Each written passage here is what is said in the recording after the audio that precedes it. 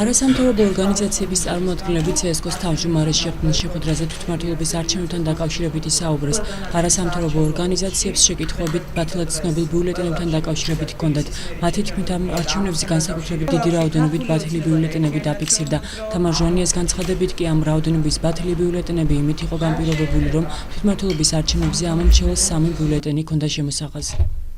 ჩვენ ნამდვილად გქონდა კითხვის ნიშნები იმასთან დაკავშირებით, რომ 2014 წლის 15 ივნისის არჩევნებში, ადგილობრივი თვითმმართველობის არჩევნებში დაფიქსირდა ბათილი ბიულეტენები, თუმცა ამ შემთხვევაში ჩვენ კონკრეტულ უბნებთან მიმართებაში ვითხოვდით გადათვლას თუ რატო იყო ამდენი ბათილი ბიულეტენი. რაც შეეხება ბათილ ბიულეტენებთან დაკავშირებულ ძალიან ბევრ კითხვას, ნაწილი არასამთავრობო ორგანიზაციებს აბსოლუტურად იზიარებენ იმ პოზიციას, რომ ცენტრალური საარჩევნო კომისიის მიერ წარმოდგენილია სტატისტიკა, სადაც ეს მაჩვენებელი ბათილი ბიულეტენების არ არის საერთო ტენდენციიდან ამომვარდნილი და ისიც უნდა აღენიშნოს, რომ 3 ბიულეტენის გაცემა ამომრჩეველზე იყო სიახლე, რამაც დიდწილად განსაკუთრებით ეთნიკურად დასახლებულ რეგიონებში გამოიწვია ის, რომ ბევრი ბიულეტენი გაბათილდა იმის გამო, რომ 3-დან მხოლოდ იყო 1 შემოხაზული და 2-ზე საერთოდ არ იყო აღნიშვნა გაკეთებული.